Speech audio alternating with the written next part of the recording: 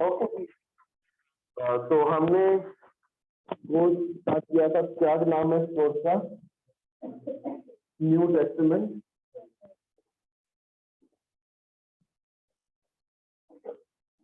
और अभी तक जो है हमने स्टडी कर लिया था, खास तौर पर हम स्टडी कर रहे थे पहले यहूद के ताल्लुक से, जिसके बारे में, ठीक है, यानी कि जुडाइज्म के ताल्लुक से हम स्टडी कर रहे थे। जुडाइज्म को जो है अभी हम और जो है वो आगे बढ़ाते हैं। तो मुझे बताएगा आप ऑन कैंपस क्लास में से कि क्यों जरूरी है कि हम यहूदियत को स्टडी करें, नए अहदनामे को पहले समझने से पहले क्यों जरूरी है? Why is it important to know about Judaism? यहूदियत के ताल्लुक से सीखने के लिए हमें क्यों जरूरी है? क्यों?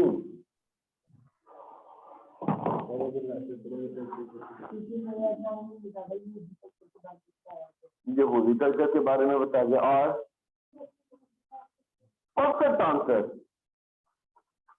आंसर क्या मिलता है? देखिए कि नए अहदनामे का जो कल्चर है या नए अहदनामे का जो आपको एक पस मंजर नजर आता है, वो बात बिल्कुल ठीक है, लेकिन खास तौर पर आपको ये समझना जरूरी है कि नए अहदनामे का जो मरकजी जो शख्सियत है वो कौन है? वो जीसस है, वो जीसस क्राइस्ट है, ठीक है। तो यीशु मसीह खुद क्या थे? वो खुद एक ज्यू थे। क्या थे? वो खुद एक यहूदी थे। तो इसीलिए हमें जो है वो खास तौर पर अहले यहूद के बारे में स्टडी करना, जानना जो है वो निहायत ही जरूरी हो जाता है। तो अभी हम जो है वो अहले यहूद की जो ईदें हैं उनके बारे में स्टडी करेंगे, ठीक है। क्या है? ईदों के बारे में स्टडी करेंगे जी। तो अहले यहूद में जो ईदें थी उसके ताल्लुक से हम सीखेंगे।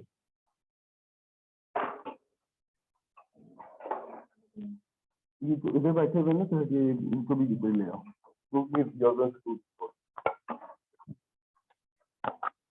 जी, कितनी ईदें थी उनकी, कोई मुझे बताएगा? 7 ईदें थी, ठीक है। इससे आप कह सकते हैं, हेडिंग दे दी है, आप दे लें हेडिंग फेस्टिवल, ठीक है। फेस्टिवल दे लें, फेस्टिवल्स ऑफ ज्यूज, कोई भी नहीं है बस, ठीक है। तो यहूदी ईदें, ठीक है। तो पहली जो ईद थी वो ईद है नंबर 1 पे ईद फसा। नाम सुना है? कौन सी ईद थी? ईद फसा, ठीक है। ईद फसा जो है ये 14 निसान को जो है ये मनाई जाती है, ठीक है। 14 निसान। अब हम ईदों को भी देखेंगे, साथ ही साथ जो है हम खास तौर पर जो है हम यहूदी जो कैलेंडर है उसको भी गो थ्रू करेंगे, साथ साथ ईदों के साथ यहूदी कैलेंडर को भी सीखते जाएंगे, ठीक है। तो ईद फसा कब होती है? 14 निसान को जो है ये टेक प्लेस करती है। और इसके साथ ही ना 14 निसान के बाद 15 निसान से 21 निसान तक, ठीक है, 15 निसान से 21 निसान तक एक और ईद ही इसके साथ मिलाई जाती है, वो है ईद फतीर या बेखमीरी रोटी की ईद। कौन सी? ईद फतीर या बेखमीरी रोटी की ईद, ठीक है। ये यहूदियों के लिए जो है ये मिस्र से रिहाई की यादगारी में ये ईद मनाई जाती है। कब मनाई जाती है ये ईद? तब मनाई जाती थी जबकि यहूदियों को जो है वो मिस्र की गुलामी से रिहा किया गया था, जिसका जिक्र जो है आपको खरूज 12वें बाब उसके 14वीं आयत में जो है मिलेगा हमें। और इसके लिए जो है वो हर रोज जो है वो हैकल में कुर्बानियां पेश की जाती, ठीक है। और खास तौर पर जो है इसके ताल्लुक से जो है वो यहूसुफ बयान करता है कि इस मौके पर जो है यरूशलेम की जो आबादी है वो क्या हो जाती थी, वो 30 लाख से भी ज्यादा बढ़ जाती। अभी मैंने एक आपको सेंटेंस बताया था, वो क्या था कि ईद फसा के मौका पर क्या किया जाता था, मिस्र से गुलामी की रिहाई में ये ईद मनाई जाती थी, उस याद में ये ईद मनाई जाती थी। और फिर जब ये ईद जो है वो मनाई जाती थी, इसके साथ साथ वो कुर्बानियां जो है देती थी। कुर्बानियां किधर देनी होती थी और हैकल किधर होती थी, यरूशलेम में। शाबाश, ठीक है। हैकल यरूशलेम में है और हैकल में क्या है, कुर्बानियां गुजरानी पड़ती थी। अब जब उनको कुर्बानियां गुजरानी पड़ती थी तो वहां से हमें पता चलता है कि यहूसुफ कहता है, एक इससे कहते हैं he was a Jewish historian, यहोशुफत, ठीक है। यहोशुफत लिख लें या यहोशुफत लिख लें, ठीक है, ठीक है, यहोशुफत, ठीक है। तो ये क्या है, ये इस ताल्लुक से बयान करता है कि जनाब 30 लाख से ज्यादा पॉपुलेशन हो जाती। दूसरी पेंटिकोस्ट या हफ्तों की ईद, नाम सुना क्या है, पेंटिकोस्ट या हफ्तों की ईद। अब आप पेंटिकोस्ट के नाम से बहुत वाकिफ होंगे। तो दूसरी ईद कौन सी थी, ठीक है, पेंटिकोस्ट या हफ्तों की ईद। और ये ईद जो है ये 6 सिवान को मनाई जाती थी। कब, 6 सिवान को मनाई जाती थी। पेंटिकोस्ट की ईद 6 सिवान को मनाई जाती थी। ये ईद जो है वो फसल के पहले फलों की याद में मनाई जाती थी। कब मनाई जाती थी, पहले फलों के, ठीक है, पहले फसल के फलों की याद में मनाई जाती थी। और इस लिहाज से इसे फलों की ईद भी कहा जाता है, ठीक है। इंग्लिश में लिखना चाहते हैं, इंग्लिश में लिख लो अगर मुश्किल लग रहा है, पेंटिकॉस्ट, ठीक है। पेंटिकॉस्ट कब मनाई जाती है, 6 सियान जो है, 6 सिवान को जो है, 6 सिवान, ठीक है, उसको मनाई जाती है। और ये फसा के जो है 7 हफ्ते बाद होती, कब होती है, 7 हफ्ते बाद। आपको ये भी याद रखना, ये फसा की ईद के 7 हफ्तों के बाद जो है ये ईद मनाई जाती है। रवायत के मुताबिक, एक रवायत के मुताबिक, तो मुझे बताएगा कि सीरियत कब दी गई थी, कहाँ दी गई थी, जी जी बाजी रुबैका बताएंगे। किस पहाड़ पे, वो क्या गिलगित के पहाड़ पे दी गई थी, दोहे सीना पर क्या सी दी गई, सीरियत दी गई थी, ठीक है। कहा यह जाता है, मिस्र की गुलामी से निकलने के बाद जो है 7 हफ्तों के बाद शरीयत का दिया जाना जो है उसको हम ईद पेंटिकोस्ट के तौर पे मनाते हैं। आमीन। क्या कहते हैं, ईद पेंटिकोस्ट के तौर पे यहूदी मनाते थे 50 दिन बाद, मिस्र से रिहाई के 50 दिन बाद, ठीक है। अब गौर से समझिएगा बात को, मिस्र से रिहाई के जो है 50 दिन के बाद सीरियत दी गई, यहूदी जो है वो ईद पेंटिकोस्ट मनाते हैं। आप यीशु मसीह के आसमान पर उठाए जाने के बाद 50 दिन के बाद आप क्या पाते हैं, रूहुल कुद्स पाते हैं। आमीन। शरीयत दी गई, वो यहूदी पेंटिकोस्ट मनाते हैं, अब रूहुल कुद्स के दिए जाने पर पेंटिकोस्ट मनाते हैं। जी जी, आर यू ओके?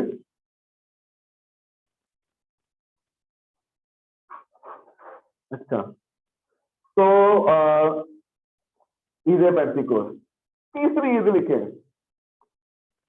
वो है नरसिंगों की Eid, the festival of trumpet. तीसरी ईद कौन सी है, नरसिंगों की ईद, ये पहली तशरीक को मनाई जाती है।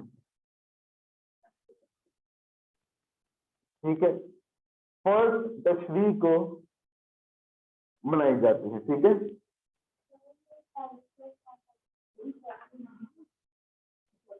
बेटा ये तीसरी है जो ईद फतह है ना। अब आ रहा है नजर बेटे, अब इधर आ जाओ। ठीक है, जिन को प्रॉब्लम हो रही देखने में वो इधर आ जाए। तो बेटा अब कौन सी ईद है? इसको कहते हैं नरसिंगों की, या नरसिंगों की ईद, या यौम साल-ए-नौ, या राइशे शहाना की ईद। आप सिर्फ जो है नरसिंगों की ईद से याद रखें, क्योंकि आप अभी छोटे छोटे बच्चे हैं ना, ऐसा ऐसा बड़े होना है। ठीक है, तो बड़े बड़े बच्चों को तो हम मोटी दे सकते हैं, आपको भी दूध देना है। ठीक है, तो आप सिर्फ अभी दूध पिए, क्या याद रखें? नरसिंगों की। ठीक है, तो जी नरसिंगों की ये पहली दृष्टि होती है। ये सरकारी साल का आगाज था और हैकल में सुबह से शाम तक नरसिंगे फूके जाते थे। सुबह से नरसिंगे की बात सुनी है ना आपने?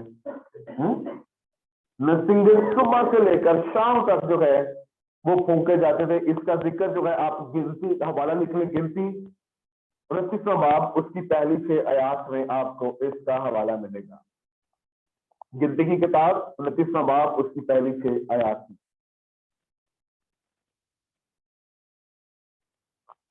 अब ये जो है ना ईद, ये ईद हैकल में भी मनाई जा सकती थी।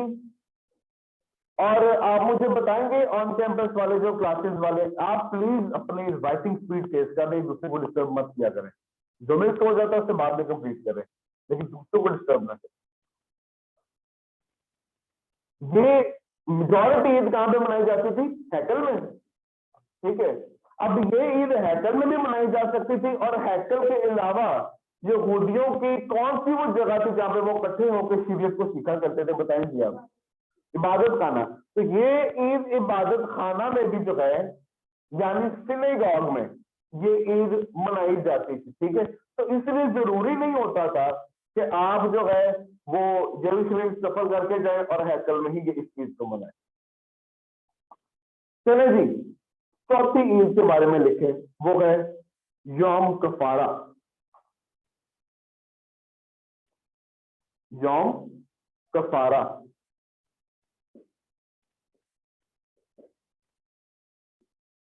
बेटा ये मनाई जाती है 10 तशरीक को। ठीक है, तो पीने वाला भी मंगवाते जाओ। नहीं नहीं, दूसरा ड्रिंकेबल। ठीक है, तो ये क्या बनाई जाती है? 10 को।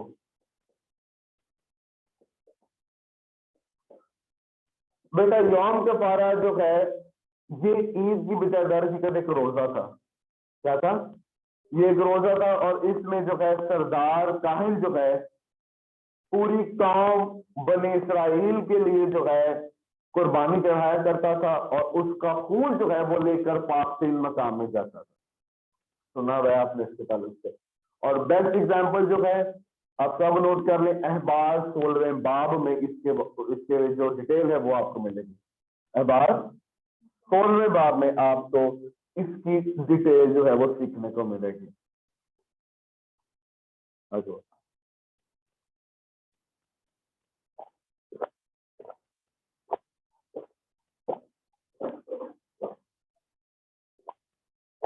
ओके।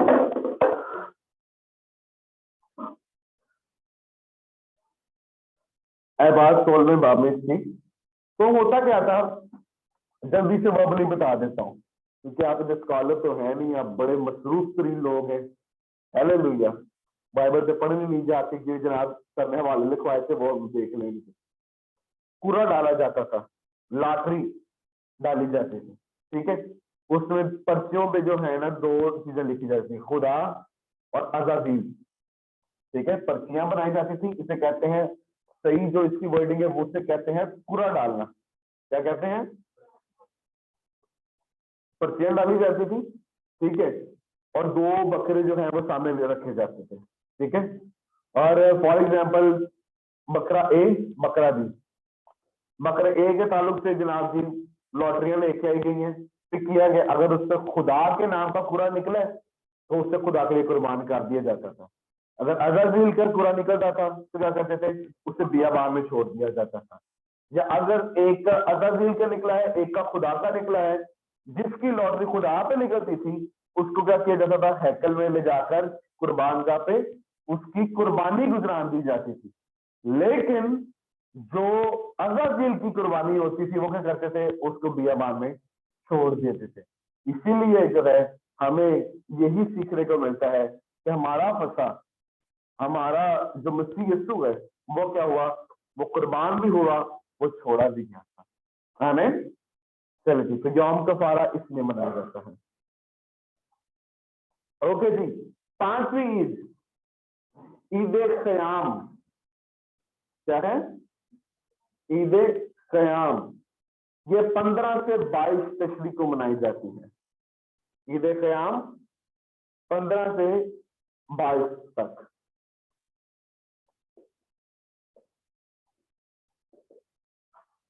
ईद क़याम 15 से 22 तशरी तक मनाई जाती है।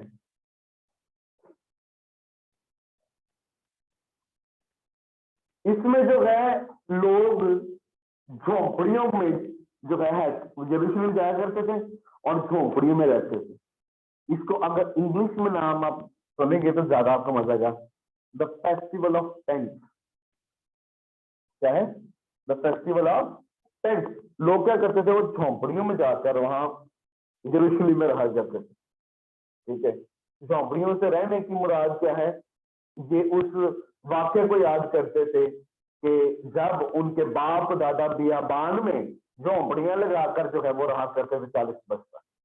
इसलिए लोग जो उस वक्त अमीर भी थे, ख्वाह गरीब भी थे, वो अपने शहर छोड़ के, अपनी जगह छोड़ के यरूशलेम जाया करते थे और झोंपड़ियों में यानी वहां पर जो है वो टेंट्स में रहा करते थे। इसलिए इस चीज को मनाया जाता है।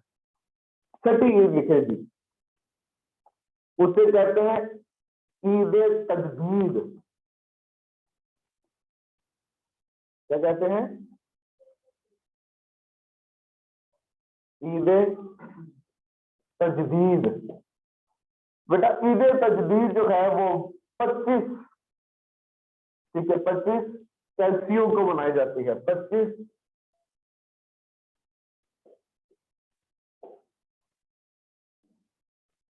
कैसलियो, 25 कैसलियो को मनाई जाती है। ये आपने घबराना नहीं है कि इतना सर ये कैलेंडर कैसा है। कैलेंडर यहूदियों का भी वैसा ही था जैसा आपके जो है कैलेंडर है। ठीक है, उनके नाम फर्क है। मैं ना ग्रुप में, बल्कि दोनों जो ऑनलाइन स्टूडेंट्स का भी है और आपका भी, आपको कैलेंडर सेंड कर दूंगा। ठीक है, घबराना नहीं है और आपको इतना ज्यादा इस पर फोकस भी करने की जरूरत नहीं है। आपने मेन जो है वो कॉन्सेप्ट को जो है वो सीखना है। ठीक है,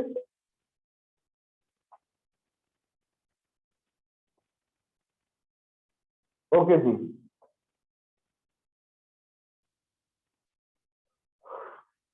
ओके, तो ईद तजदीद। अच्छा, हमने आप अब बाइबल सर्वे की बात होती है जो अभी हमने लास्ट में पढ़ा था, जब आप इंट्रोडक्शन टू द बाइबल सर्वे कर रहे थे, तो 400 साल पीरियड को आपने स्टडी किया था ना मेरे साथ। बताएं जी, किस शख्स ने हैकल को नापाक किया था? उम्मीद कुछ याद कर लो।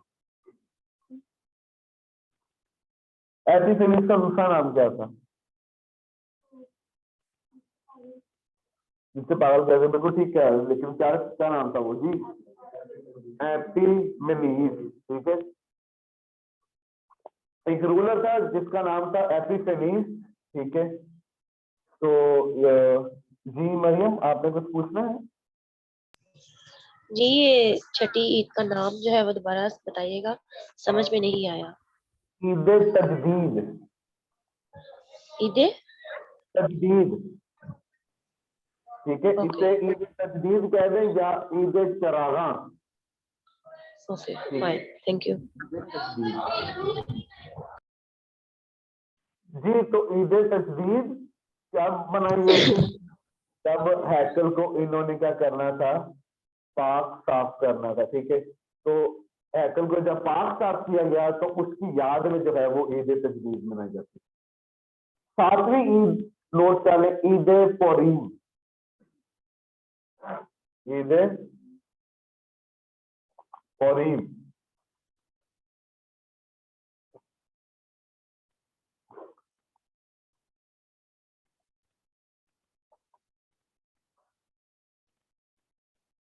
ठीक है, इसमें इसको कहा जाता है कुरा डालने की ईद, लॉटरियों की ईद। ठीक है, ईद फौरीम। ठीक है, तो बेटा ये थी ईदें। अब हम स्टडी करते हैं यहूदी अदब को। किसको? अब अदब क्या होता है जी, जो बताएगा मुझे क्या होता है अदब। जी निशा, अदब क्या होता है?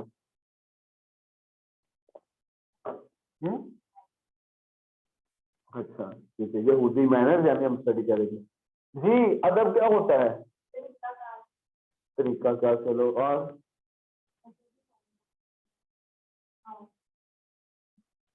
यहूदी जी यहूदी अदब।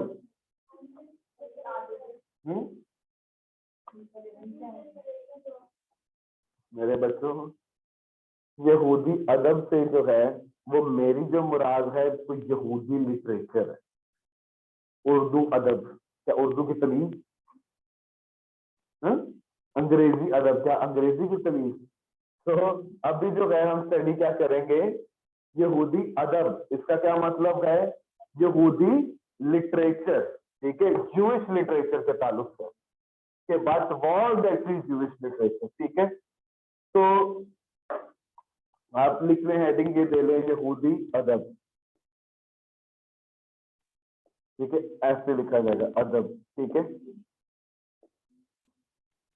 जी बेटा, यहूदी अदब में जो है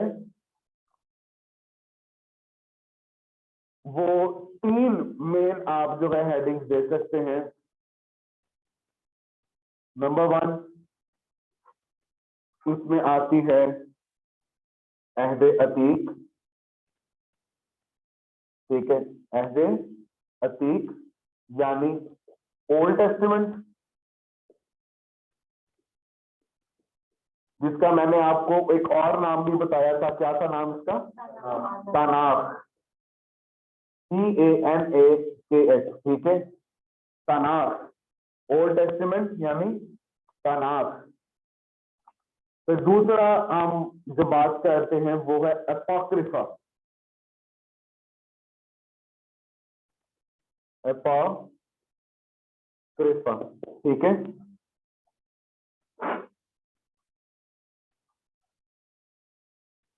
एपोक्रिफा और फर्जी तसानीफ। एपोक्रिफा और फर्जी तसानीफ।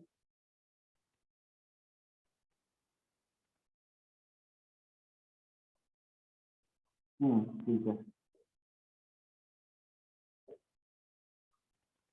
एपोक्रिफा या फर्जी तसानीफ। ठीक है, और तीसरा है तालमुदी रवायात।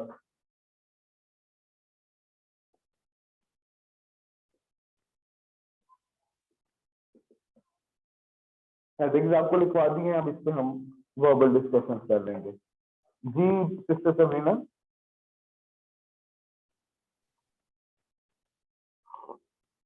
आपका माइक अनम्यूट हो गया, अनम्यूट करके बताइए। सर कुछ भी नजर नहीं आ रहा है हमें ब्लैक बोर्ड पे जो लिखा हुआ है। ये आपको नजर इस वजह से नहीं है क्योंकि ये इसका मैं बैक यूज कर रहा हूँ। मैं आपके लिए जो है वो दोबारा रिपीट कर देता हूँ। ठीक है, वो नंबर नेक्स्ट टाइम जो है वो वेब कैम, क्योंकि आज मैं थोड़ा लेट होगा तो नेक्स्ट टाइम वेब कैम लेके आऊंगा, वो इसकी तरफ आप होगा फेस होगा। ठीक है, तो अभी आप इस तरह से जरा ना कोशिश करें इसको समझने की। ठीक है, तो क्या था यहूदी अदब में पहली बात क्या आपने याद करनी है, वो क्या है? ईद अहद अतीक यानी ओल्ड टेस्टामेंट, फिर एपोक्रिफा और फर्जी तसानीफ, फिर तीसरा क्या है? तालमुदी रवायात। अहद अतीक के बारे में हमने यही स्टडी किया था कि हमारे पास जो है वो पैदाइश की किताब से लेकर मलाकी की किताब तक जितनी किताबें हैं उनको हम क्या कहते हैं? एज ए अतीक। जी सिस्टर, कुछ पूछना है आपने?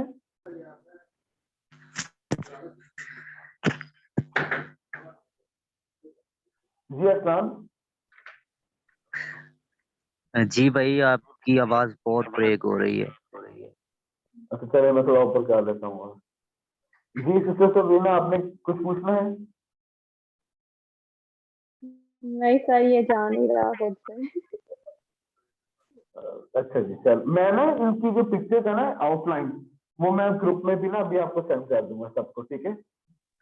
सर ये शायद आपकी ब्लूटूथ की वजह से हो रही है। तो ब्लूटूथ मैंने लगाया इस वजह से आपको कुछ क्लियर समझ आ रही है, अदरवाइज समझ ना आती। अच्छा जी चले, एज ए अतीक, अपॉक्रिफा या फर्जी तसानीफ, ठीक है? और उसके बाद क्या आती है? तालमुदी रवायात, ठीक है? एज ए अतीक के बारे में हम जानते हैं कि there are how many books? 39 books of the old testament, ठीक है? उसको यहूदी कभी भी ओल्ड टेस्टामेंट नहीं कहेंगे, यहूदी क्या कहेंगे? तानाख कहेंगे, ठीक है? और मसीह के जमाना में भी 39 बुक्स ही मौजूद थी ओल्ड टेस्टामेंट में। तानाख जो कि यहूदी किताबों का जो है एज ए अतीक की किताबों का मजमुआ था, वो क्या थी? 39 बुक्स थी। यीशु मसीह के जमाना में भी हमें 39 बुक्स। अच्छा, उसके बाद आ जाता है अपॉक्रिफा।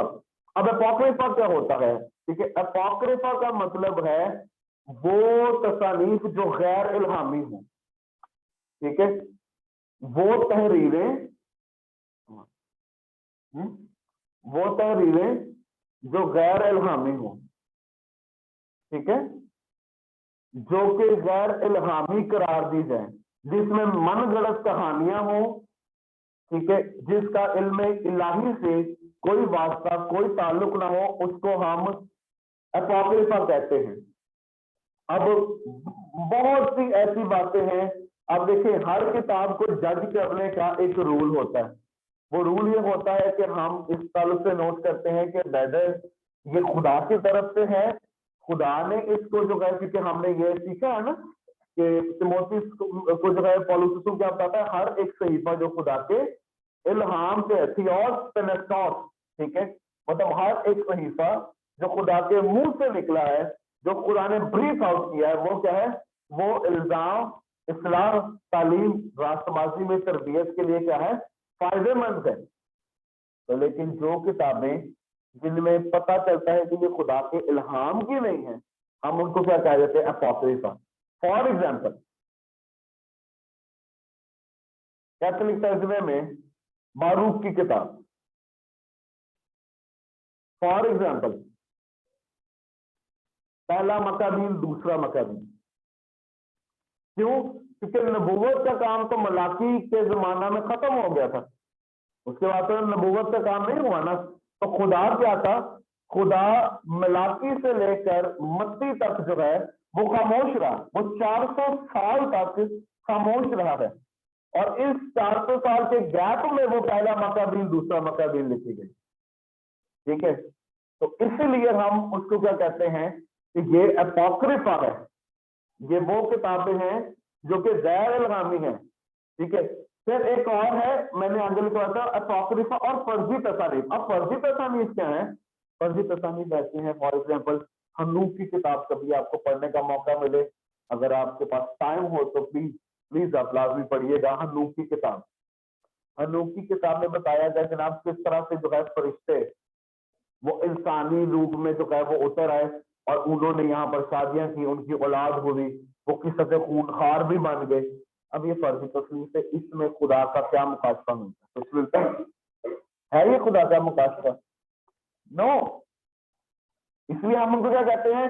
जनाब ये फर्जी तसानीफें हैं, ठीक है? क्या कहते हैं? ये फर्जी तसानीफ है। वो दावे करते हैं, जो फर्जी तसानीफ है ना, वो दावा करते हैं कि ये ज्यादातर जनाब मुकाशफाती जो है ना किताबें। लेकिन बाइबल में आपको मुकाशफाती किताब कौन कौन सी मिलती है? एक किताब का नाम लो जो मुकाशफाती किताब हो। दानियल और बाकी सब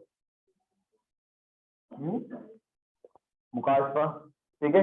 दानियल की किताब, हिजकिय्याह की किताब, मुकाशफा की किताब, ये आपको जो है क्या मिलती हैं? ये आपको फर्जी तसानीफ से हट के इल्हामी तसानीफ मिलती है जो मुकाशफा के ताल्लुक से जो है वो आपको बताती है। जी, इसके बाद आ जाता है जनाब तालमुदी रवायात।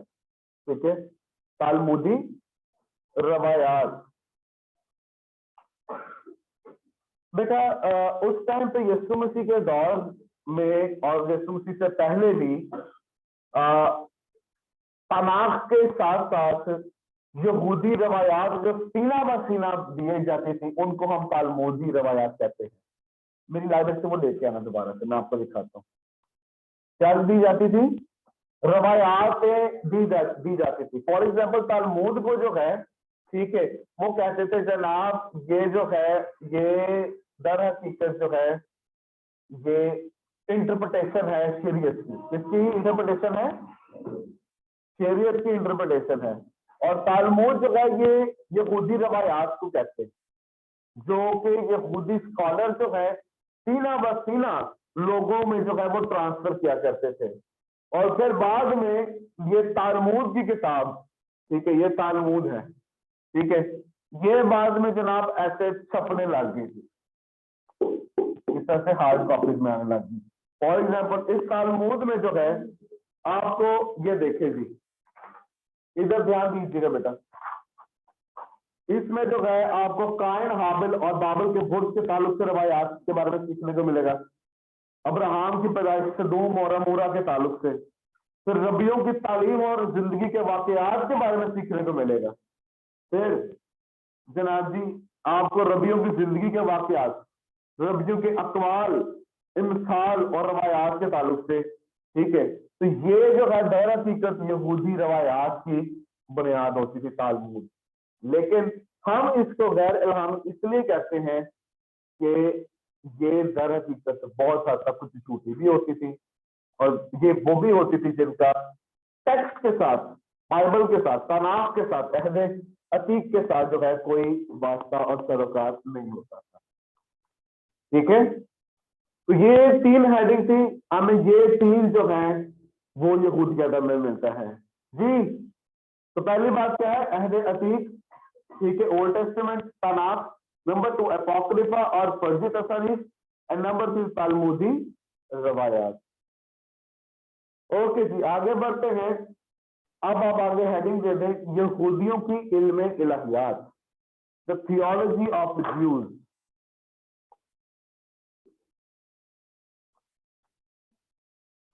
क्या है जी? Theology of the Jews.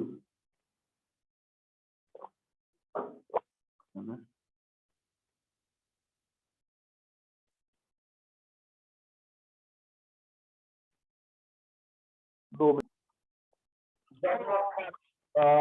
यहूदियों की इल्म इलाहियात की बात करेंगे तो इसमें सबसे पहले आपको क्या याद रखना है? अकीदा खुदा के बारे में, कि इनका क्या जो है अंडरस्टैंडिंग थी कि यहूदियों का खुदा कैसा है, उसके ताल्लुक से हमें क्या सीखने को मिलता है। हवाला नोट कर लें, बहुत ही मशहूर हवाला है अस्तिस्ना 6वां बाब उसकी 4थी आयत। इसमें आपको यहूदी अकीदे के बारे में मिलता है। अस्तिस्ना 6वां बाब उसकी 4थी आयत। इसमें यूं मरसूम है, सुन आए इस्राएल, खुदावंद हमारा खुदा एक ही खुदावंद है।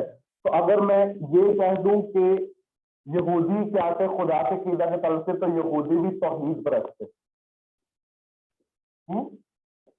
क्या थे? इट मीन्स कि दे वर मोनोथियस्ट।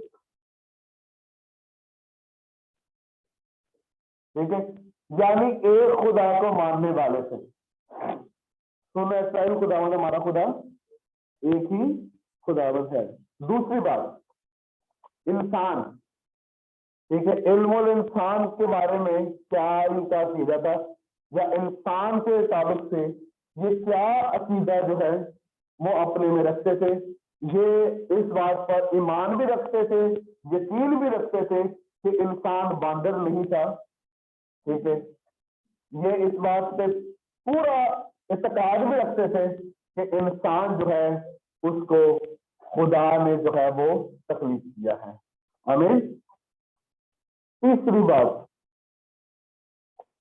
वो था गुनाह के बारे में इनका अकीदा। जी बेटा, गुनाह के बारे में ये एक रखते थे, ईमान रखते थे कि जनाब आदम का जो गुनाह था वो आदम के जिम्मे ही था। ठीक है, आदम का गुनाह आदम ही तक ही था, लेकिन अब हमारे गुनाहों की सजा हम पर ही मिलेगी। जैसे कि कलाम में जो है वो यही लिखा है कि जो जान गुनाह करेगी तो मरेगी। ठीक है, और गुनाह के साथ उसकी सजा का भी यही अकीदा था कि जो जान गुनाह करेगी वो मरेगी भी और सजा भी पाएगी।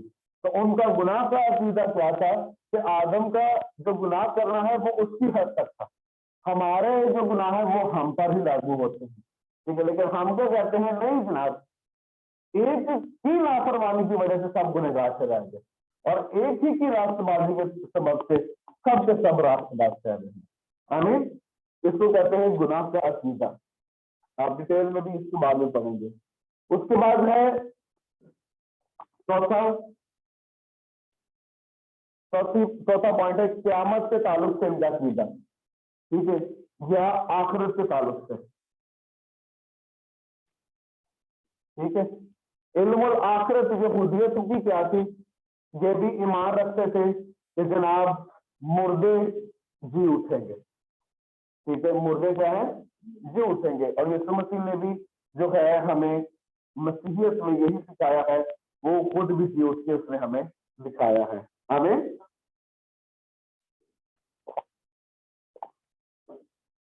ओके जी। और फिर पांचवी बात, इसको थोड़ा टाइम देंगे, वो है पाताल।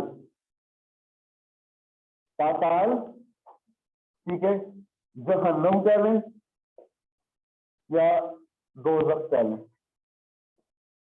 ठीक है, पाताल, जहन्नुम या दोज़ख। जी मरियम। सेकंड पॉइंट जो है वो मिस हो गया था। इंसान, अकीदा इंसान के ताल्लुक से अकीदा, क्या? इंसान के ताल्लुक से, human, what was there doctrine about the human. Okay, तो पाताल के ताल्लुक से अब ये भी बिलीव करते थे, इसको आप ये भी कह सकते हो, आपने बाइबल में एक लफ्ज देखा है आलम अरवा, देखा? ठीक है, और आलम में कुर्सियां जिस पर गालिब। ठीक है, तो आलम अरवा जो है वो दर हकीकत जमीन के नीचे है। जमीन के नीचे के हिस्से को क्या कहते हैं, आलम अरवा। ठीक है, इसके लिए जो अब्रानी में जो हमें एक लफ्ज मिलता है वो है शियोल, SHEOL। क्या मिलता है, SHEOL।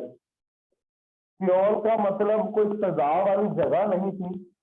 शियोल का जो मतलब है, यानी SHEOL का जो मतलब है दर हकीकत, वो है ऐसी जगह जो कि जमीन के नीचे है। क्या है, जमीन के नीचे की जगह को हम शियोल कहते हैं। ठीक है, अच्छा, उर्दू में इसके लिए आलम अरवा का या पाताल का लफ्ज इस्तेमाल किया गया है। कैथोलिक तर्जमा जो है उसमें जो है बरज़ख का लफ्ज इस्तेमाल किया गया है। क्या है, बरज़ख। अच्छा, बरज़ख के मायनों में फर्क है, जो कि शियोल से ही जो है उसको ट्रांसलेट करके ये बरज़ख जो है वो लिखते हैं।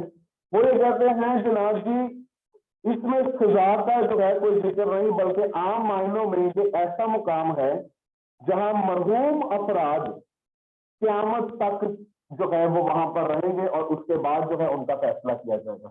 यानी वहां पर सजा को वो नहीं डील करते। ठीक है, जबकि हम ये कहते हैं मरने के बाद जो है जो रास्तबाज है वो कहाँ जाएंगे, फिरदौस में। अभी इस पर भी मैं बात करूंगा।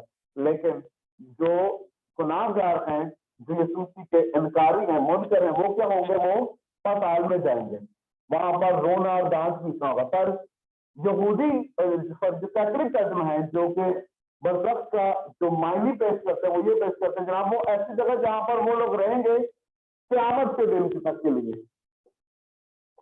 ठीक है, क़यामत के दिन के लिए। क़यामत के दिन से मुराद है जब यीशु मसीह जो है वो लोगों का इंसाफ करेंगे, जब वो अपने तख्त पर बैठकर अदालत करेंगे। ठीक है, तो व्हाट इट इज, ऐसा नहीं है, नीचे भी जो है वो दांत पीसना। अच्छा, मसीह से पहले जब हम आलम अरवाह की बात करते हैं, पाताल की, जहन्नुम की, दोज़ख की, आलम अरवाह की, बज़ख की बात करते हैं, तो दरअसल वहां पर नीचे जो है वो रास्तबाज भी मौजूद थे और नाराज भी मौजूद थे। इसकी सही जो तशरीह है वो हमें यीशु मसीह की तमसीलों में से एक तमसील, जिसको हम कहते हैं गरीब लाजर वाली तमसील, वो हमें मिलती है। वहां पर जो है एक लाइन थी, वहां पर एक लाइन लगी हुई थी। फॉर एग्जाम्पल, यहाँ के जो लोग हैं वो नाराज थे और यहाँ के लोग जो है वो रास्त हैं। इधर अब्राहम भी है, इजहाक है, यहाँ पे सारे वो हैं जो खुदा पर ईमान रखते थे, पर यहाँ पर सारे गुनहगार हैं, गुनाह के फर्जंद हैं, इब्लीस के मानने वाले हैं। आलम अरवाह ऐसे के लाइन थी। अब यहाँ से रास्त लोग इधर नहीं जा सकते थे और ये लोग इधर नहीं आ सकते थे। गरीब लाजर की तमसील में आपको ये मिल जाएगा। ठीक है, लेकिन यीशु मसीह के जी उठने के बाद जो रास्त रूहें थी वो उनको अपने साथ आसमान पर ले गया। हमें मजीद इल्मुल आखिरत एस्केटोलॉजी में आपको सिखाया जाएगा। ओके जी, और आई थिंक इल्म इलाहियात के ताल्लुक से इतना ही काफी है। क्लियर होगी अब आप? ओके जी, any questions from you my online people?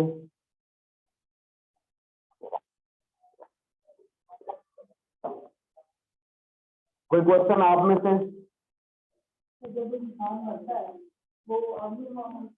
आपने आलमर वहां में जाना?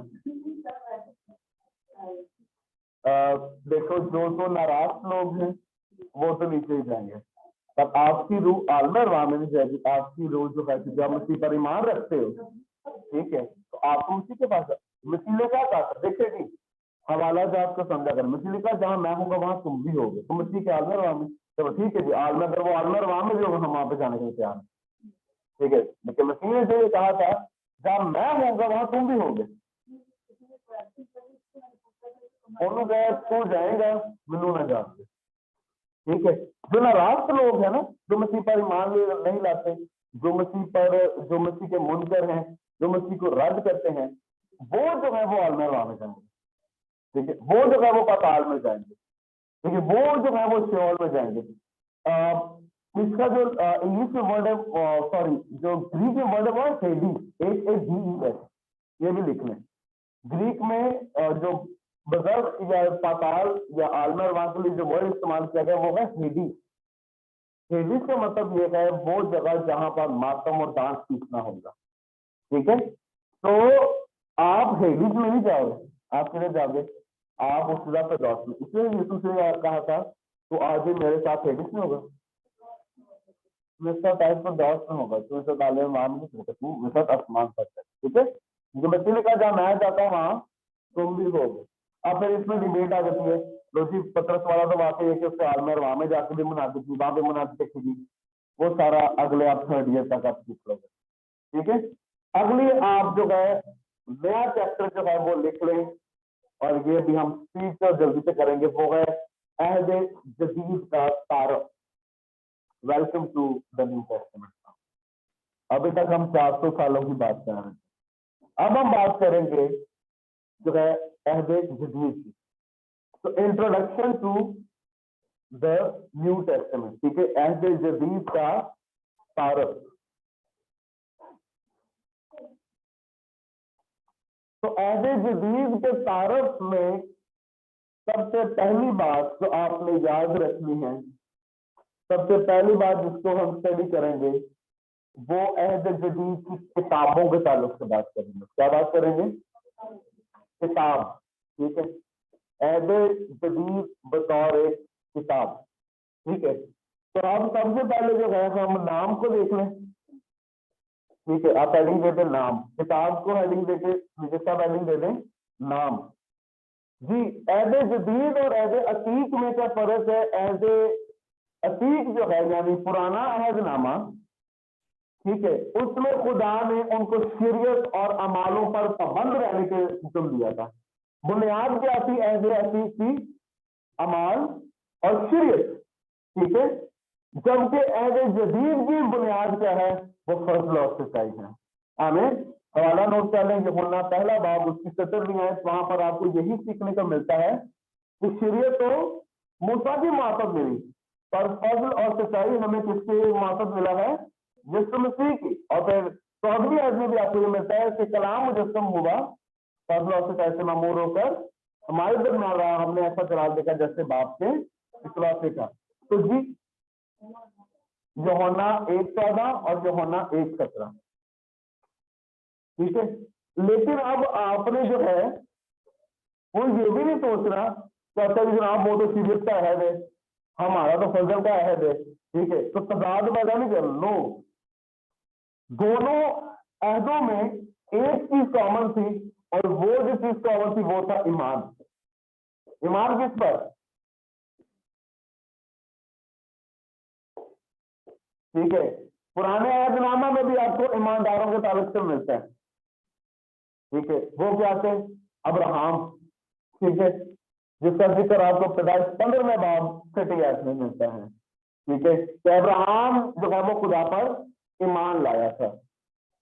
दोनों अहूद में जो है वो आप बराए मेहरबानी तजाद मत लाइएगा कि जनाब वो तो सीरियस का है था, अब हम फजल का है। जनाब दोनों अहूद हमारे लिए जानना, उनको स्टडी करना हमारे लिए जरूरी है। रहना नए अहद में है, लेकिन याद रखें कि नया अहद जो है वो पुराने अहद में पिन्हा था, और जनाब नया अहद जो है वो आप पर अयान किया गया है। हमें आपको रोशन करता है, आपको रूह शनाख्त करता है। और पुराने अहद में जो है हमें बहुत से, सिर्फ पुराना अहदनामा कह देना इसकी खत्म नहीं हो जाएगी कहानी खत्म। पुराने अहदनामे में बहुत से अहद थे, पुराने अहदनामे में बहुत से अहद थे। आप पूरा कोर्स पढ़ेंगे इसके ताल्लुक से, क्योंकि पुराने अहदनामे में जो अहूद मिलते हैं, अहद मिलते हैं, पुराने अहदनामा में अहूद, ठीक है, अहद की जमा हम अहूद कहते हैं, कविनेंट।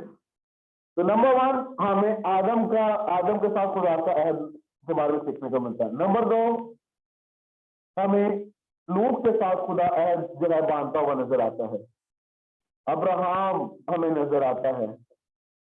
फिर चौथे नंबर पे मूसा के साथ खुदा का अहद आता है नजर, और 5वें नंबर पे दाऊद के साथ खुदा का अहद नजर आता है। आदम के अहद के ताल्लुक से आप पैदाइश की किताब में उसके 3रे बाब में, पहले से 3रे बाब तक आप इसको स्टडी कर सकते हो, ठीक है। और नूह के साथ जो है वो पैदाइश की किताब, उसके आप 3रे बाब से 5वें बाब तक आप इसकी स्टडी कर सकते हैं। और अब्राहम के साथ जो अहद हुआ, अब्राहम के साथ जो अहद है वो पैदाइश की किताब, उसका 12वां बाब और फिर 15वें बाब में आप इसके बारे में सीख सकते हैं। मूसा के साथ जो अहद हुआ वो खरूज की किताब, उसके 20वें बाब में आपको मिलेगा। और दाऊद के ताल्लुक से 2 शमूएल, उसके 7वें बाब 4वीं आयत से 16वीं आयत तक आपको जिक्र मिलेगा, ठीक है। अगेन आई एम रिपीटिंग, आदम के साथ अहद, नूह के साथ अहद, अब्राहम के साथ अहद, मूसा के साथ अहद और दाऊद के साथ अहद। हम ये 5 अहद जो है ये पुराने अहदनामे में नजर आते हैं, ठीक है। अब आदम का अहद जो है, आदम के साथ खुदा ने जो अहद बांधा, ठीक है, वो आपको जो है पैदाइश 3रे बाब पहले 3 बाब में मिलेगा। फिर नूह के साथ जो अहद है वो 4थे और 5वें बाब में आपको जिक्र मिलेगा। अब्राहम के साथ जो है वो 12वें और 15वें बाब में जिक्र मिलेगा। चौथा मूसा के साथ जो है वो खरूज 20वें बाब में आपको जिक्र मिलेगा। और दाऊद के साथ जो अहद है वो 2 शमूएल 7वां बाब आपको उसके ताल्लुक से बताया, ठीक है।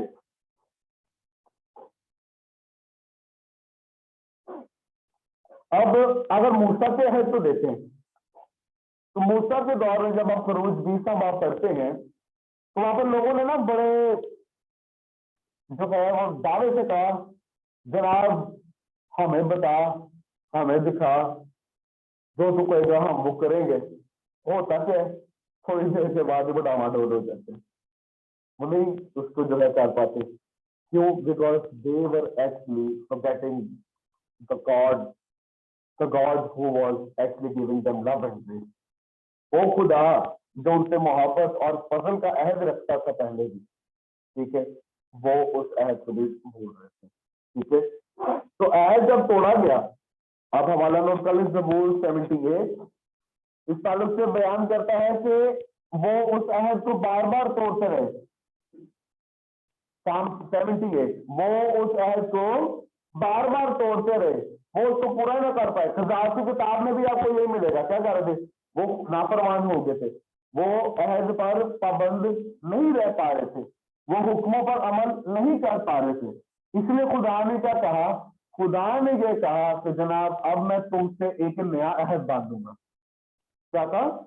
एक नया अहद बांधूंगा। ठीक है, वो नया अहद के ताल्लुक से यिर्मयाह 31वां बाब उसकी 31 से 34वीं आयत तक। बेटा स्क्रीन पर आओ, जो मैं सोच से छोड़ दो, आगे लिखते जाओ जो लिखते हो। यिर्मयाह 31वां बाब 31 से 34 तक। ठीक है, यहां पर खुदा नए अहद के ताल्लुक से वो जिक्र करता है। मैं तुम्हारे दिल में क्या डालूंगा, अपने अहकामात लिखूंगा, मैं अपनी कौम के साथ एक नया अहद बांधूंगा। ठीक है, इस ताल्लुक से खुदा कहता है कि चलो तुमसे तो ये ना हो पाया, पर मैं वादा करता हूं मैं अपने बेटे को भेजूंगा, हमें वो तुम्हारे साथ एक नया अहद बांधेगा। और याद रखें कि जब अहद की बात करते हैं, खास तौर पे अहद की,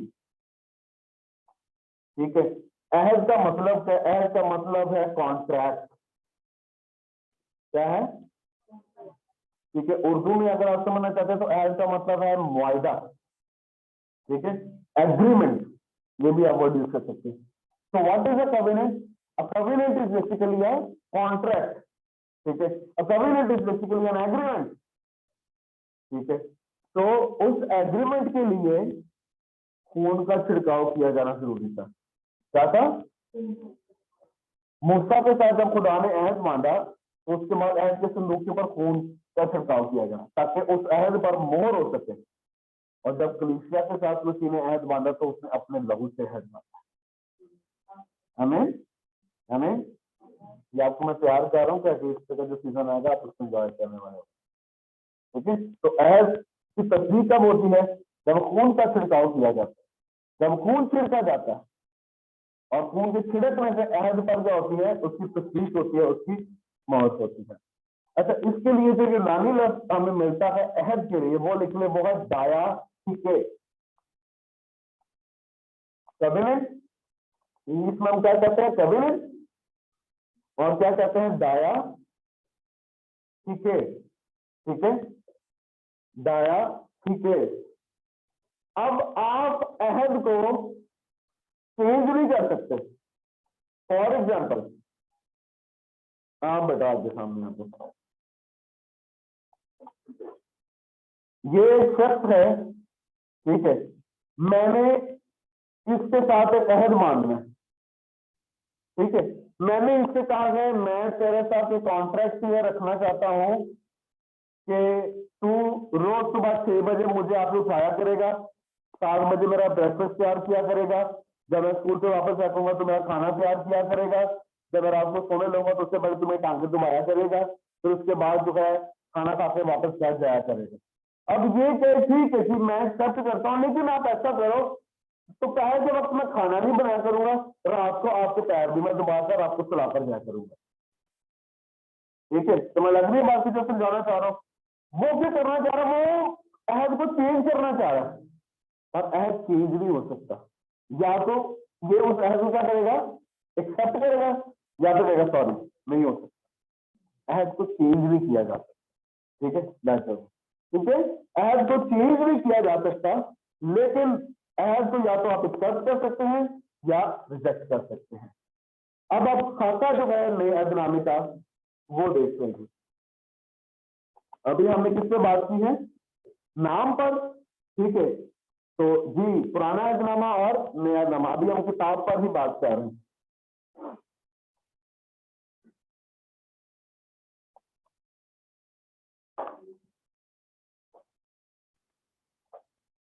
जी अब खाके की बात करें, नए ऐहदनामे के खाके के ताल्लुक से। खाका क्या होता है जी? क्या होता है खाका? आउटलाइन। ठीक है, आप क्या दो? Outline of the new testament. ठीक है, outline of the new testament. अच्छा जी, वो क्या है? आपको नए ऐहदनामे में आपको 27 किताबें मिलती हैं। कितनी? 27 किताबें। ठीक है, पहला सेक्शन जो है, ठीक है, द फर्स्ट सेक्शन है हिस्टोरिकल बुक्स या तारीखी किताबें। क्या कहेंगे? तारीखी किताबें। अब तारीखी किताबों में पहला सेक्शन जो है वो है तारीखी किताबें, और वो क्या है? अनाजील और रसूलों के अमाल। अनाजील और रसूलों के अमाल, मतलब 4 गॉस्पल, बुक ऑफ एक्ट। ठीक है, ओके जी। दूसरा सेक्शन जो है वो है खतूत। खत की जमा क्या होती है? खतूत। ठीक है, तो अहद जदीद में जो इनकी तरतीब है वो कुछ इस तरह से। सबसे पहले जो है आपको पौलूस के खतूत नजर आएंगे। ठीक है, पौलूस के खतूत। और पौलूस ने कितने खत लिखे? 13 खत लिखे थे। ये भी मैं आगे लिख देता हूं। वो है जनाब जी रोमियो से फिलेमोन तक। ठीक है, रोमियो से फिलेमोन तक। उसके बाद आपको खत मिलेगा अब्रानियों का खत। वो कितने थे? वो एक ही था। ठीक है, उसके बाद याकूब का खत। ठीक है, वो भी एक ही था। उसके बाद पतरस का खत। पतरस के खतूत हमें मिलते हैं। ठीक है, वो 2 है। उसके बाद यूहन्ना के खतूत मिलते हैं हमें। वो कितने? वो 3 है। उसके बाद यहूदा का खत मिलता है। वो कितना है? वो भी 1 है। मैं इसको ऑनलाइन स्टूडेंट्स के लिए इसकी पिक्चर शेयर कर देता हूं।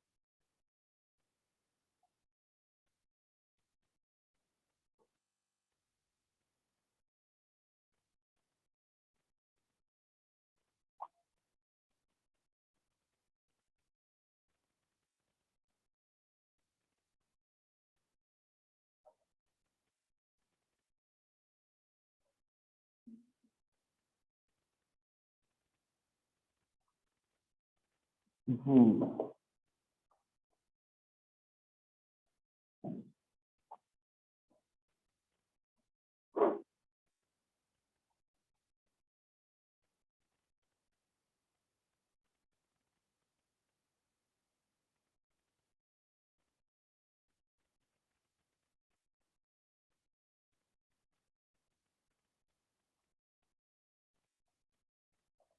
जी, तो आपको समझ लगी कुछ हद तक?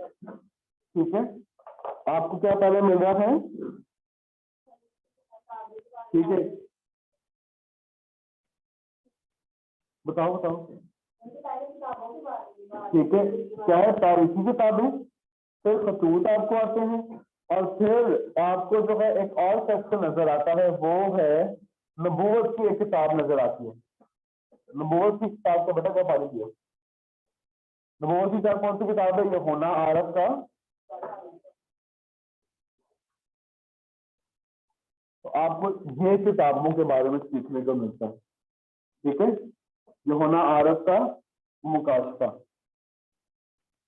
ठीक है, इस आउटलाइन के बारे, इस आउटलाइन को अगर सीख लोगे ना तो जिंदगी जो है वो सुखी आपकी निकल जाएगी, अदरवाइज हड़बड़ी में रहोगे। अच्छा, इसके बाद जो है हम बात कर लेते हैं कि खतूत की ग्रोहबंदी, यानी कि कैसे आप खतूत की, क्योंकि मेन आपको क्या नजर आ रहे हैं,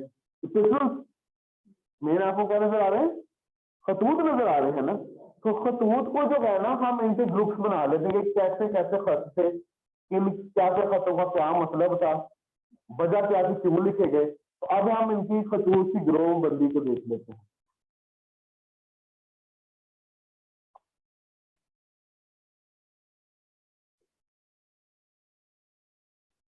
खतूत की ग्रुपबंदी,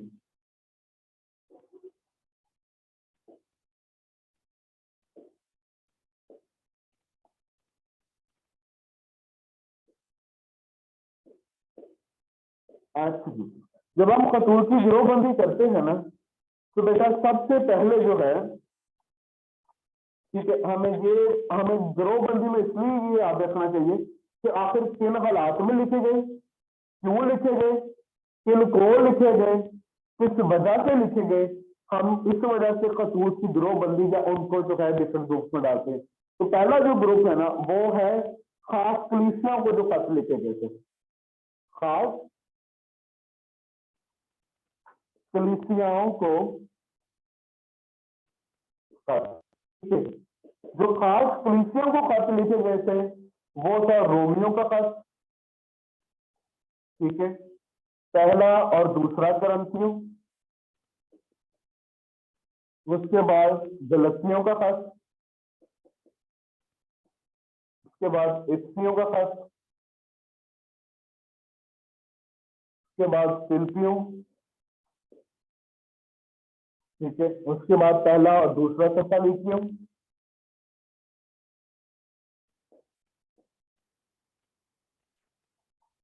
और फिर अब्रानियों का खत, ठीक है। क्या कहते हैं, ये खास उन कलीसियाओं को जो है वो खत लिखा गया था। ओके जी, तो दूसरा हिस्सा आ जाता है कि आम मसीहियों को खत लिखा गया था, ठीक है, आम मसीहियों को खत लिखा गया था। आम मसीहियों को खत जो लिखे गए थे, खतूत लिखे गए थे, उनमें आ जाता है याकूब का खत, कौन सा, याकूब का खत, फिर पहला और दूसरा पत्र, फिर पहला यूहन्ना, और फिर यहूदा का खत, ठीक है। ये दूसरा ग्रुप है। तीसरा ग्रुप जो है,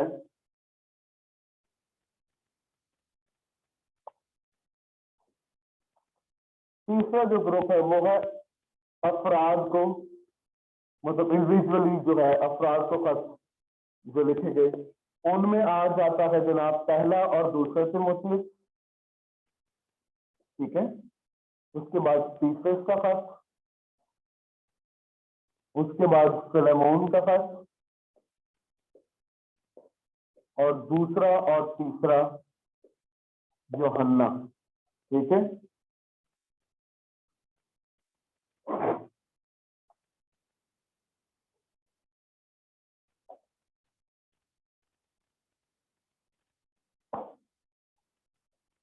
ठीक है, आपको इन खतूत के बारे में सीखने को मिलता है, ठीक है। अब ये जो थे जो कि कलीसियाओं को लिखे गए, ठीक है। अब कुछ ऐसे भी, अब खतूत को जो है वो देखते हैं थोड़े से डिफरेंट तनाजुर में। कुछ खतूत ऐसे थे जो कि कैद की हालत में लिखे गए थे, ठीक है। तो अब आप तीसरा चौथा जो है वो इनसे मिलेंगे भी, जो ऊपर है वो उनसे मिलेंगे भी, लेकिन हम थोड़े ग्रुप बंदी करते हैं। वो है कैद से लिखे गए खतूत, क्या है, कैद से लिखे गए खतूत। आपने सेमिनार में सारा से सीखा भी था। 4 खतूत लिखे गए थे, क्या लिखे थे, पौलुस रसूल ने 4 खतूत लिखे गए थे, और पौलुस रसूल ने जो है वो लिखे थे। तो वो कौन कौन से थे जनाब, 4 खतूत थे लिखे किसने, पौलुस ने, ठीक है, कौन कौन से थे जनाब?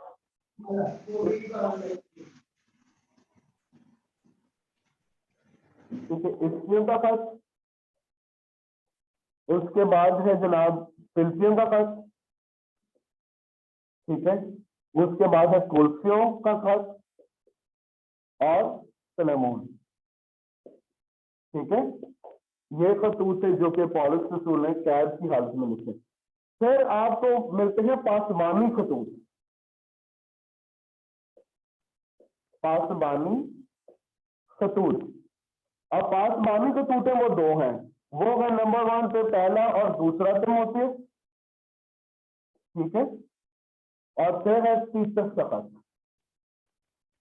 ओके, पहला दूसरा तिमोथी और तीसरा खत। उसके बाद छठे नंबर पे आखिरी जो ग्रुप है उसे हम कहते हैं आम खतूत। क्या कहते हैं? आम खतूत। वो है याकूब का खत, फिर पहला और दूसरा पत्र, पहला यूहन्ना और यहूदा का खत, ठीक है। मैं ऑनलाइन स्टूडेंट्स के लिए जो है ग्रुप में इसकी जो है वो पिक्चर भी मैं सेंड कर देता हूं।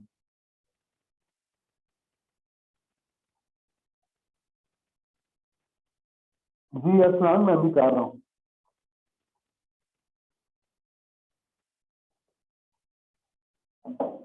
ठीक है जी, is it clear to you? अभी देखिए आउटलाइन की तो खूबसूरत सी बन गई है। अगर आप इस तरह से बाइबल को नए अध्याय को समझेंगे ना तो आपके लिए ये मुश्किल ही होगा कि अगर आपको कहा जाए जनाब आप रोमियो का खत भी कल तो पुराने अध्याय में ढूंढेंगे, किधर ढूंढेंगे? सारी जिसे मैंने जिस जिसको भी इंकरेज किया है ना, दिल से इंकरेज किया, वो बंदा कभी आगे चला ही नहीं। इसलिए मैं फिर आप जो है ना मैंने स्कूल पर अपने रख लिए, मेरी सख्ती में मेरी इंकरेजमेंट आपको नजर आए, ठीक है, क्योंकि असूल असूल होते हैं, इंकरेजमेंट मेरी सख्ती में ही आपको इंकरेजमेंट नजर आएगी। वो मैंने एक बेटी आती थी, इधर ही बैठती थी, मुझे याद है,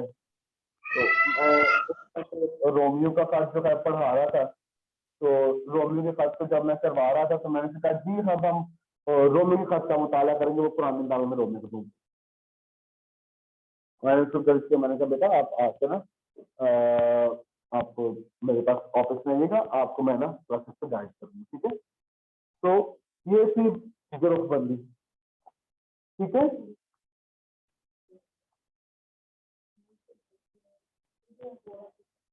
मैं ग्रुप में भी ना आपको पिक्चर शेयर कर देता हूँ, आप दोनों सबको मैं कर देता हूँ, ग्रुप में आपको ना मिल जाएगी, ठीक है, मैंने ग्रुप में भी सेंड कर दी है।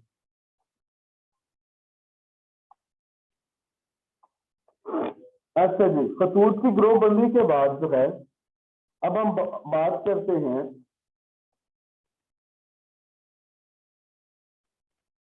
मुसन्निफीन की, ठीक है। अभी हमने पूरे नए ड्रामे की ग्रोबंदी कर दी, खतूत की ग्रोबंदी कर दी है। अब हम मुसन्निफीन की बात करेंगे। मुसन्निफीन से क्या मुराद है मेरा? राइटर्स, ऑथर्स, ठीक है। बेसिकली आप राइटर्स ना कहें, आप ऑथर कहें, ठीक है, क्योंकि पौलुस जब कैद की हालत में है तो अक्सर उसने खुद ने लिखा, उसने क्या कहते हैं आप उसे कहते हैं डिक्टेट किया, लेकिन लिखा किसी और ने, ठीक है। तो आप ऑथर कहें तो ज्यादा अच्छा लफ्ज आ जाएगा। जी अब हम बात करते हैं एज जदीद के मुसन्निफीन, ठीक है, एज जदीद के मुसन्निफीन।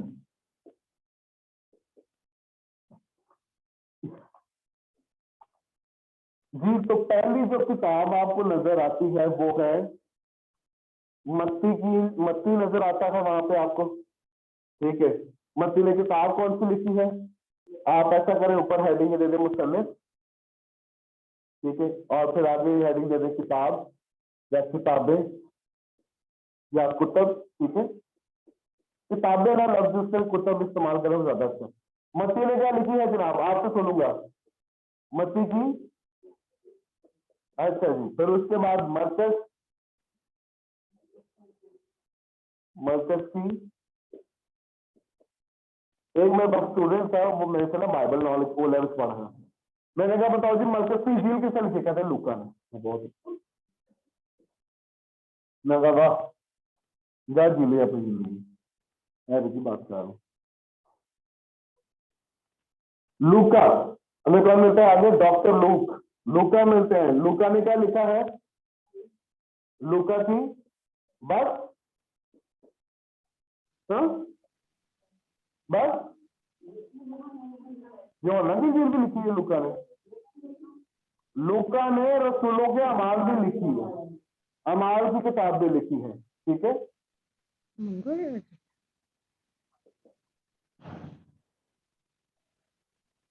उसने अमाल की किताब भी लिखी है। उसके बाद यूहन्ना की इंजील, यूहन्ना ने क्या लिखी है, यूहन्ना की इंजील के साथ उसने जो है पहले उसके 3 खतूत भी हैं, ठीक है, और साथ मुकाशफा की किताब भी लिखी है, ठीक है। उसके बाद पौलुस की बात करें, ठीक है, तो रोमियो के खत से लेकर फिलेमोन के खत तक किसने लिखा है, पौलुस ने लिखा है। उसके बाद अब्रानी का खत आता है, ठीक है। अच्छा, अब्रानी के खत के ताल्लुक से इसे हम इसलिए कहेंगे कि यह नामालूम है क्योंकि हमें कोई गुमान नहीं कि ये किसने लिखा है, लेकिन कन्विक्शन और राइटिंग स्टाइल में बताती है तो ये पौलुस ने ही लिखा है। लेकिन अभी क्योंकि आपने सीखना है तो इस चीज पर याद करना जी। याकूब क्या है, उसने याकूब का खत लिखा है, ठीक है। उसके बाद पत्रस, ठीक है, पहला और दूसरा पत्रस आपको मिलता है। उसके बाद यहूदा, तो इसने भी यहूदा का खत लिखा है।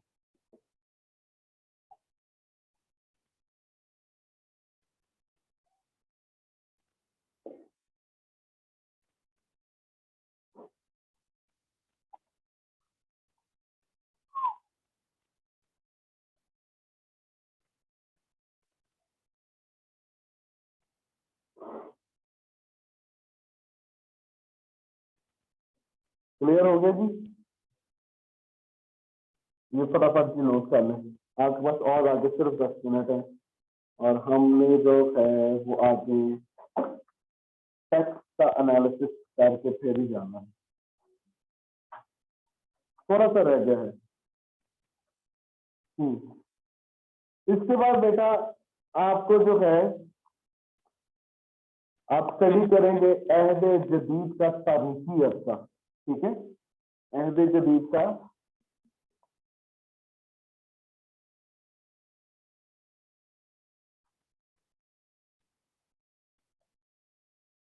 अहद जदीद का तारीखी अरसा, ठीक है।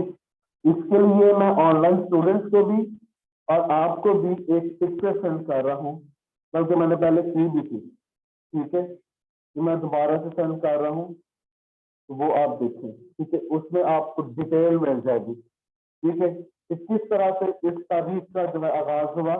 तो आप शॉर्टली ये लिख लें कि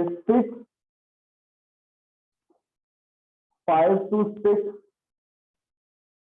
कबल मसीह में जो है, ठीक है, वो है मसीह की आमद के ताल्लुक से जिक्र मिलता है, ठीक है। मसीह की आमद, ठीक है। और अगर आप कहें कि 5 से 6 कबल मसीह से लेके और खासतौर पर 6 कबल मसीह से 28 ईस्वी तक की बात करूं तो उसमें जो है मसीह की जिंदगी के ताल्लुक से भी जिक्र मिलता है, ठीक है। मसीह की जिंदगी, मसीह की खिदमत, ठीक है, मसीह की मसलूबियत के ताल्लुक से आपको इसका जिक्र मिलेगा। और ये कौन सी किताबें आपको ये बताएंगी, ये जो है आपको मत्ती और लूका जो है आपको मसीह की आमद या मसीह की पैदाइश के ताल्लुक से, और मरकस और यूहन्ना जो है वो आपको मसीह की जिंदगी के ताल्लुक से बताएंगे। दूसरा सेक्शन जो आ जाता है, ये एक सेक्शन हो गया, ठीक है, इसमें सेक्शन वाइज याद कर लो, ठीक है, ये पहला सेक्शन हो गया, आपको लिए आसान कर रहा हूँ। फिर कलीसिया की वक़्त का दौर, ठीक है, मतलब आप सीधा क्या लिख रहे, कलीसिया की वक़्त का दौर, ठीक है,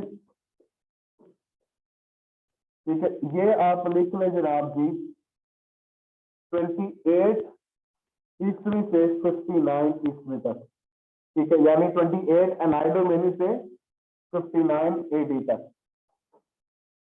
इसमें आपको जो है पौलुस की खिदमत के ताल्लुक से,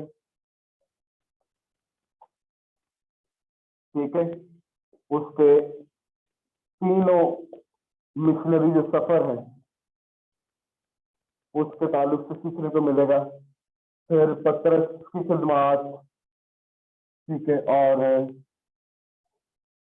खास तौर पे जो यरूशलेम में मजलिस हुई थी, यरूशलेम की मजलिस, यरूशलेम कॉन्फ्रेंस, उसके ताल्लुक से आपको मिलेगा। अब ये सारा जो है आपको रसूलों के अमाल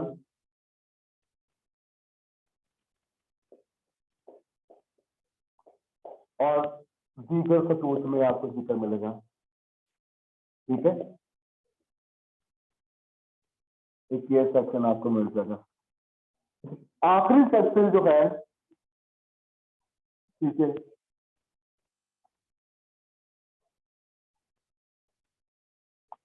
वो आप कह लें शहादत का दौर,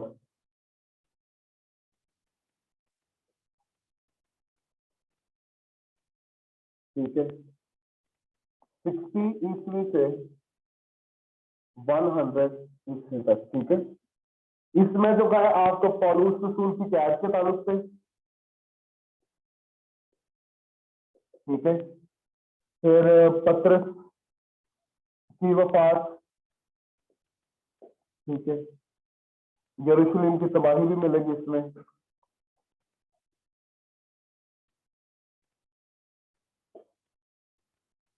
ठीक है, और ये सब का जिक्र जो है आपको रोमियो के सॉरी रसूलों के अमाल में, अमाल की किताब में और खतूत में, और खास तौर पे मुकाशफा की किताब में भी आपको जिक्र मिलेगा। यूहन्ना की जिंदगी के ताल्लुक से भी, यूहन्ना रसूल की जिंदगी के ताल्लुक से भी मिलेगा।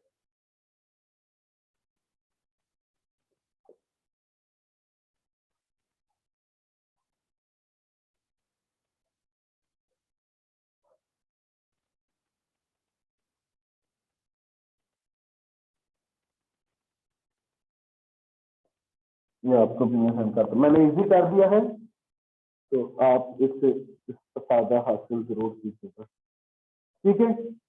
अच्छा जी, अब हम जल्दी से जो है ये, क्योंकि आपके ये सिर्फ आपने मेन चीजें याद रख ली, आउटलाइन अपने जहन में ना, माइंड में इसका टाइमलाइन बिठा लो। टेक्स्ट की बात करेंगे, आप किसकी बात करेंगे, इसको हम उर्दू में कहते हैं मतन। राय मेहरबानी से इसको मतन मत कहिएगा, क्या कहें, देखो मैंने ग्रुप में सेंड कर दिया, ग्रुप में से आप देख लीजिएगा बेटा, ठीक है, क्योंकि टाइम बिल्कुल खत्म होने को है। आप में से किस किस ने ये सवाल फेस किया है कि बाइबल बदल गई है, सब नहीं किए ना, आप डरे हो कभी,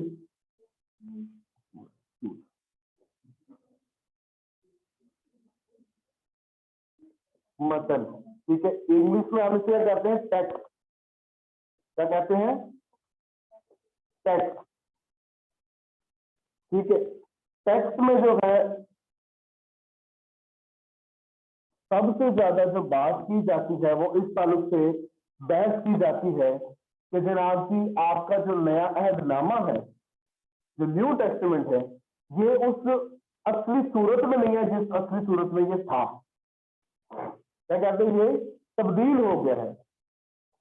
यीशु मसीह के जमाना में उस वक्त जो है वो हमारा फोटो कॉपिंग मशीन नहीं होती थी, कॉपिंग सेंटर्स नहीं होते थे, लेकिन उस वक्त जो है वो फिर भी छापने का काम या छाप खाना जो है वो होता था। वो कैसे होता था, जैसे मैं अभी ये पकड़ा हुआ है ना, मैंने हैंडआउट पकड़ा हुआ है, वो वहां पर एक शख्स पढ़ता था और बाकी सारे से कॉपी कर रहे थे हाथ से। क्या करते थे? हाथ से कॉपी करते थे, लिखते थे। किस पे लिखते थे? पेपायरस पे। वो भी से आप देखें मूसा जी को जो सलूट भी मार रहे, ठीक है, क्या है पेपायरस। सलीम जब उतार के फैला जरा, वही बस तुझे छिपकली ना, ठीक है। मैं अपने ऑनलाइन स्टोर को भी दिखा दूंगा पेपायरस होता क्या। बस होगी, चलो जी, कोई बात नहीं, कोई बात नहीं, यही आपकी प्रैक्टिस है, आगे अपनी यूनिवर्सिटी, आपने जाना यूनिवर्सिटी में भी। ये क्या होता है? ऐसा होता है पेपायरस, ठीक है, पेपायरस ऐसा होता है। ये मूसा जी है, मूसा जी को आप जरूर सलूट मार के जाइएगा, ठीक है। तो ये पेपायरस है, ये मैं ना मिस्र से लेके आया था खास तौर पे। तो पेपायरस ऐसा होता है, पेपायरस एक पौधा होता है, इसका कूट कूट के सुखाया जाता है, फिर इस तरह की ना वो A4 शीट की बन जाती है उसकी, तो उसको ये बनाया जाता है, ठीक है। पेपायरस को कॉपी किया जाता था, आपको पता है, तो मुझे बताएगा, बढ़िया में कोशिश करते चले, ये नहीं बताएं कि first time copy centre, photo कॉपिंग centre, या आप कह लें कि इस तरह के A4 शीट पे जो कॉपिंग है, में एहतरामी कब हुई थी? है जो होना के दौर में तो सारी कुछ नहीं है। ये वाली प्रिंटिंग, ये वाली नोट कर लें, ये वाली जो प्रिंटिंग है, ये 1516 में, तब 1516 ईस्वी में जो है वो यूनानी जुबान में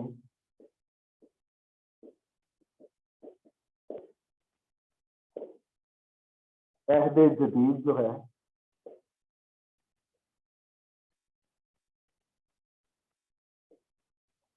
छापा गया था, ठीक है।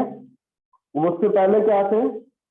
मैन्युस्क्रिप्ट थे, इसे हम कहते हैं, जो इन पेपर्स में लिखे जाते थे ना, उसको हम कहते थे नुस्खे, नुस्खे या मसूदे। क्या कहते थे? नुस्खे या मसूदे, मसूड़े नहीं कहना आपने इसको, ठीक है। क्या है? नुस्खे या मसूदे, ठीक है बेटा। अब आपसे बार बार सवाल किया जाता है, जनाब ये अपनी असली हालत में है नहीं, ये है, वो है, वो है, ये है। हम ये कहते हैं ओके चलो ठीक है जी, आप कहते हैं कि बाइबल चेंज हो गई है, आप कहते हैं कि नया अहदनामा आप अपनी असल सूरत में नहीं है, तो मुझे बताएं किस शख्स ने इसको चेंज किया? मुझे बताएं किस शख्स ने इसको चेंज किया है, नंबर 1। नंबर 2, किस वक्त ये चेंज हुआ है, एंड नंबर 3, किस जगह पर ये चेंज हुआ है? किसने चेंज किया है, किस वक्त चेंज हुआ है, किस जगह पर भी चेंज हुआ है। अब कॉपी करते हुए माइनर सी जो गलतियां हैं, इख्तलाफात है, वो इसका मतलब ये नहीं है कि आप जनाब ये अखज कर लो कि बाइबल जो है वो चेंज हो गई। नो, माइनर गलतियां कुछ भी नहीं है, ठीक है। क्योंकि वो ये कहते हैं हमारे यहाँ तो पुरानी बात है, आज तक नहीं हमारे पास, ये का एक आंसर। मैं अभी ज़ूम पे हूँ, आपका ब्राज़ील में आया था और अभी आपके पास, मैं अभी ज़ूम पर हूँ, इसका मैं जवाब आपको बहुत अच्छा दूंगा, ठीक है। वो ट्रांसलेशन भी छोड़ दे, मैं अभी ज़ूम पर हूँ, इनको नहीं मैं बता सकता, लेकिन आपको मैं प्रॉपर सिखाऊंगा कि वो कैसे, ठीक है। और छोड़ दें, वो मैं अभी बताता हूँ आपको किस तरह से इनको टैकल क्या करते हैं, उनकी क्या थियोलॉजी है। तो हम कहते हैं जनाब, हमारे पास इस वक्त आपको पता है कितने मसूदे प्रेजेंट है? हमारे पास 5000 से ज्यादा नए अहदनामे के नुस्खे मौजूद हैं, 5000 से ज्यादा। हालेलुया। तो ये किस बात की निशानी है? चेंज हुआ है? नहीं, ये इस बात की निशानी है कि जो हमारे हाथों में आज तहरीरी कलाम मौजूद है वो जनाब ऑथेंटिक है। तो पहली हेडिंग जो आपने इस ताल्लुक से देनी है ना कि एज ए जदीद के मतन तक कैसे रिफाइन करें, ठीक है, यानी एज ए जदीद के मतन तक कैसे रसाई करें, ठीक है, यानी कि उसके यूनानी मतन तक, ठीक है। तो वो नंबर 1 यूनानी मसूदे, ठीक है, यूनानी मसूदात। नंबर 2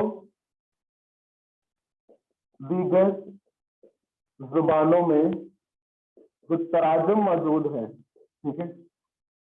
और फिर नंबर 3 इब्तदाई अबाए कलीसिया का उन तहरीरात का इस्तेमाल, ठीक है। ये आपको मैंने एक आउटलाइन बना के दे दी है।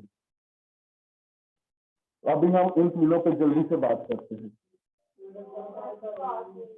नहीं, बस ये छोटा सा ही, इसमें ज्यादा नहीं है।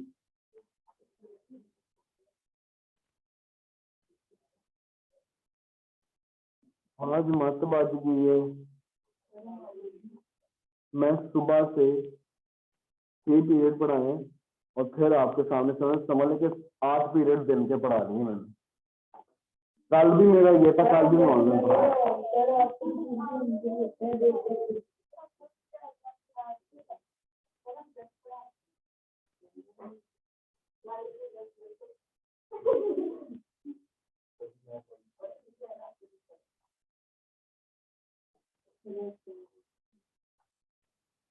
अब इसको सिर्फ वर्बली समझ लो। यूनानी मसूदे यानी कि यूनानी जुबान में नुस्खे जो मौजूद थे, हमारे पास 5000 से ज्यादा नुस्खे मौजूद हैं। कितने हैं? और ये इस बात की इंडिकेशन है कि हमारे पास जो है ये कलाम किसी ने अपनी तरफ से नहीं बल्कि इल्हामी कलाम है। फिर दीगर जुबानों में जो तर्जमा, फॉर एग्जाम्पल सरियानी जुबान में तर्जमा किया गया था इन यूनानी मसूदों का, वो भी हमारे पास मौजूद है। सरियानी जुबान में, लातीनी जुबान में जो तराजुम मौजूद है। अब फिर चर्च के जो इब्तदाई जो चर्च फादर्स है ना, उन्होंने भी इस टेक्स्ट में से हवाले दिए हैं, ठीक है। वो हवाले क्या दिए हैं? For example Polycarp, bishop Polycarp है, उसने जो होना की जीव से हवाला दिया, वो जो होना का शजर था, ठीक है। उसने जो होना की इंजील से हवाला जा दिए, उसके खतूत से हवाला जा दिए, उसने मुकाशरा की किताब से हवाला जा दिए, उसने इन सब को जो है वो डील किया है। तो इसलिए हम कहते हैं जनाब कि मतन तहरीक शुदा नहीं है बल्कि तहरीक शुदा है। और तहरीक किसकी है? रूल किसकी है? हमें हर एक सहीफा जो खुदा के इल्हाम से है, हर सहीफा नया नामा का हो, पुराने नामे का हो, सब के सब जो है वो ऑथेंटिक और क्या है? जामे है। आमीन। तो it was today's lecture. Next class पे हम क्या स्टार्ट करेंगे? Let me tell you now. Assignment में ग्रुप में सेंड करूंगा। हाँ, आपके जो असाइनमेंट चाहिए वो यहाँ पे बल्कि पे रखते हैं। नेक्स्ट क्लास में जो है हम कैनलाइजेशन पे बात करेंगे।